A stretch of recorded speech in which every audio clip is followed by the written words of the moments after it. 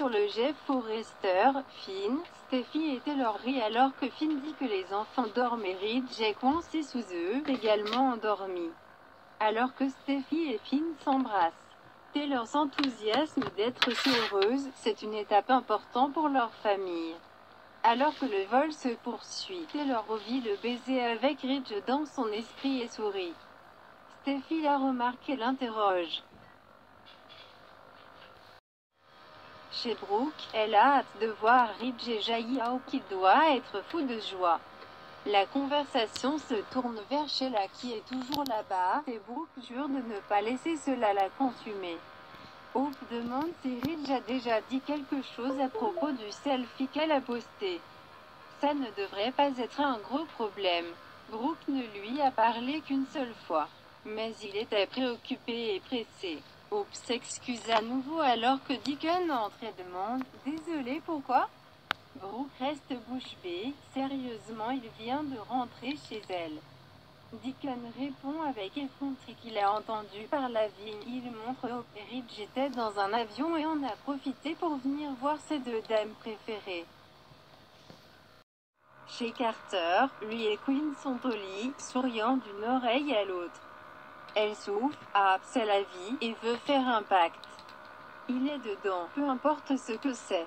Quinn pense qu'ils doivent en faire une tradition de faire l'école buissonnière, au moins une fois par mois, et de passer la journée au lit. Nous devons nous célébrer. Ils embrassent. Carter dit à Quinn à quel point elle est magnifique dans son lit. Elle ronronne qu'il a l'air assez incroyable lui-même. Carter a essayé de l'abandonner, mais ce n'était pas possible. Quinn est si fière qu'elle arrive à l'aimer. Carter récapitule que Quinn était attaché à Eric et il a essayé de passer à autre chose. Je n'arrive toujours pas à croire que tu es là. Quinn lui assure qu'elle ne va nulle part. La conversation se tourne vers Ridge. Carter lui a parlé hier soir et il n'a jamais entendu son ami paraître plus heureux. Quinn ne veut pas que Ridge parle dans le lit et peut penser à une autre façon de passer le temps. Ils commencent à faire l'amour. Chez Brooke, Deacon déclare qu'il se sent ancré dans quelque chose de bien quand il est avec Hope et Brooke. Il ne serait jamais venu quand Ridge était là. Brooke a l'impression de se faufiler dans le dos de son mari et se demande si elle réagit de manière excessive. Hope pense qu'elle est peut-être paranoïaque à cause du selfie. Deacon demande pourquoi elle l'a retiré et suppose que Brooke avait peur de blesser les sensibilités délicates de Ridge. Brooke veut montrer à son mari qu'elle lui est dévouée. Et quand il rentre à la maison, Deacon ne peut pas être là. Diacre accepte. Sur le jet Forrester, Steffi dit à Finn qu'ils vont le célébrer tous les jours une fois à la maison. Taylor revient sur le miracle qu'ils ont vécu après avoir atterri à Monaco. Finn va réveiller Ridge et les enfants et Steffi se tourne vers sa mère. Tu sembles distrait par autre chose que Finn et moi. Taylor insiste sur le fait qu'elle ne pense qu'au fait que Finn soit en vie. C'est la meilleure sensation au monde. Ils s'embrassent. Chez Carter, Quinn est tellement heureuse d'être dans ses bras. Il raconte combien de temps ils ont caché leurs sentiments à tout le monde, y compris eux-mêmes et les uns aux autres. Quinn est contente d'être arrivée à ce mariage fou à temps pour le sauver de lui-même. Ils recommencent à s'embrasser.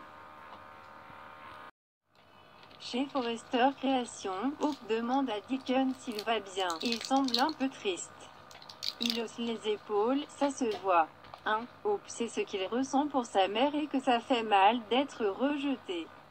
Deacon se soucie de Brooke et à la fin de la journée, veut juste qu'elle soit heureuse. Cela dit, il doute qu'elle puisse jamais trouver le vrai bonheur avec Ridge. Hope se rend compte qu'il ne sera jamais assez bien pour sa mère aux yeux de Deacon. Deacon interroge. S'il n'y a pas de sentiment résiduel pour Taylor, alors pourquoi ne s'est-il pas pleinement réengagé envers ta mère? Brooke est surprise quand Ridge arrive à la maison avec Taylor en remorque. Elle demande comment était Monaco et Ridge s'enthousiasme. C'était incroyable. Taylor recule un peu quand il s'approche et plante un baiser sur Brooke, qui dit qu'elle ne peut qu'imaginer ce qu'il ressent en ce moment. Taylor et Ridge racontent à quel point c'était incroyable quand Finn s'est présenté à Monaco. C'était génial de voir Steffi sourire à nouveau. Brooke est content qu'il soit de retour à la maison. Surtout Ridge. Tu m'as tellement manqué. Ils s'embrassent et Taylor et Ridge se regardent dans les yeux. Finn est submergé par l'émotion alors que lui, Steffi et les enfants franchissent la porte de la maison de la falaise. Tant de fois, il s'imagina être là-bas avec eux. Cela semblait parfois lointain. Steffi assure qu'il est de retour là où il appartient. Finn aperçoit un dessin d'eux en tant que famille et Kelly dit qu'elle l'a dessiné pour le faire rentrer à la maison. Ils s'embrassent. Tu m'as manqué, Finn. Finn lui manquait aussi. Steffi, tenant accueille son mari à la maison. Steffi raconte à son mari à quel point la maison était triste quand il était parti. Mais il est là maintenant, c'est un miracle. Finn s'imagine là avec eux pour traverser son épreuve. Ils expriment leur amour et s'embrassent jusqu'à ce que Kelly appelle « Maman ». Finn dit « Laissez-moi » et se dirige vers la chambre, où il émerge avec les deux enfants et remet le bébé à Steffi, continuant à chatouiller une Kelly ravie.